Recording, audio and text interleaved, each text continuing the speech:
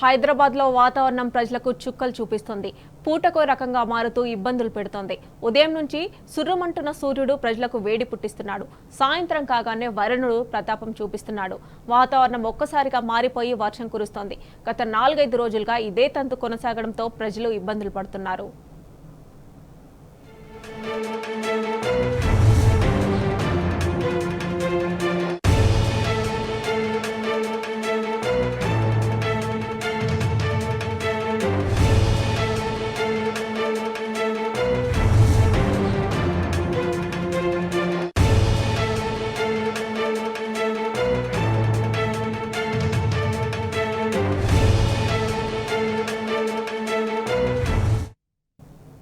ఇదే అంశానికి సంబంధించి మరిన్ని డీటెయిల్స్ మా ప్రతినిధి వంశీ అందిస్తారు.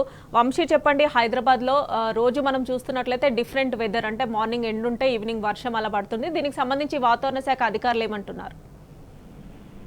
ఏదైతే వాతావరణ మార్పులతోనే ఈ రకమైనటువంటి వెదర్ కండిషన్స్ ఏర్పడుతున్నాయని, ప్రధానంగా దీనికి లోకల్ ఫినామినా అనే కారణం అని కూడా చెప్తా ఉన్నారు. ఎందుకంటే రాష్ట్రంలో ఉన్నటువంటి వాతావరణ పరిస్థితుల దృష్ట్యా ఇలాంటి ఏదైతే తీవ్రమైనటువంటి ఎండ దృష్ట్యా కూడా అటు ఇలాంటి ఎండ తీవ్రతలు ఉదయం పూట, మధ్యాహ్నం పూట కొంత అసౌకర్యంగా ఉక్కపోత కావచ్చు, సాయంత్రం పూట వాన పడే అవకాశం ఉంటుందని కూడా వాతావరణ కేంద్రం చెప్పినటువంటి సందర్భం కూడా మనం చూస్తా ఉన్నాము.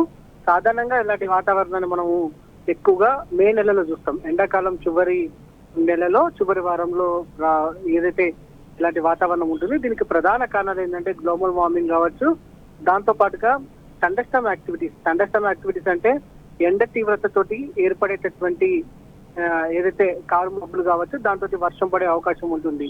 వీటన్నిటికి కూడా ఏదైతే ఎండ తీవ్రతనే కారణం అని కూడా వాతావరణ కేంద్రం సందర్భం కూడా మనం చూడొచ్చు. గత 15 రోజుల నుంచి కూడా కొంత నైరుతి ఋతుపవనాలు అనేవి కొంత బలహీనంగా ఉన్నాయని కూడా చెప్పవచ్చు. దాంతో పాటుగా కొంత ఎండ తీవ్రత అనేది కూడా మనకు పెరగడము, ఈశాన్య దిక్కుకెళ్ళి కూడా కొంత పొడిగాలుల తీవ్రత రావడంతో కూడా రాష్ట్రంలో కొంత ఎండ తీవ్రత పెరగడము, దాని ప్రభావంతో సాయంత్రం కాగానే థండర్స్టార్మ్ యాక్టివిటీ కేవలం హైదరాబాద్ అనే కాకుండా రాష్ట్రంలోని వివిధ ప్రాంతాల్లో కూడా థండర్స్టార్మ్ యాక్టివిటీ ఏర్పడి క్యూములోనింబస్ మేఘాలు ఏర్పడి ఉరుములు మెరుపులతో కూడినటువంటి వర్షాలు పడుతున్నటువంటి సందర్భం కూడా మనం చూస్తా ఉన్నాము. దాంతో పాటుగా ఏదైతే ఈరోజు హైదరాబాద్ నగరంతో పాటుగా రాష్ట్రంలోని పలు జిల్లాల్లో తేలికపాటి నుంచి ఓ మోస్తరు వర్షం పడే అవకాశం ఉన్నట్టు కూడా హైదరాబాద్ వాతావరణ కేంద్రం ప్రకటన చేసినటువంటి సందర్భం కూడా మనం చూస్తా ఉన్నాము. దీనికి ప్రధాన కారణము మధ్య బంగాళాఖాతం కావచ్చు, దక్షిణ బంగాళాఖాతంలో ఏర్పడినటువంటి ఉపరితల ఆవర్తన ప్రభావంతో రాష్ట్రంలో తేలికపాటి నుంచి ఓ మోస్తరు వర్షాలు కురిసే అవకాశం ఉన్నట్టు కూడా చెప్తా ఉన్నారు. ఇప్పటికే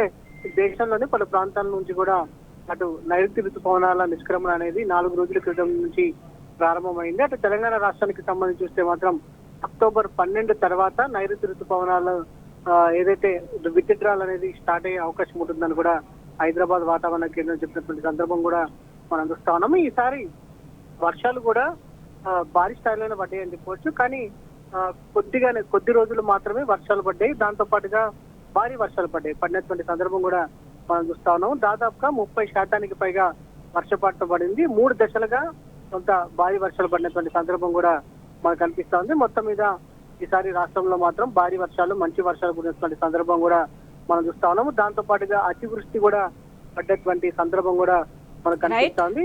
ప్రధానంగా వీటికి కారణము గ్లోబల్ వార్మింగ్ గా చెప్పుకోవచ్చు మనం. Right Vamshi, thanks for updates.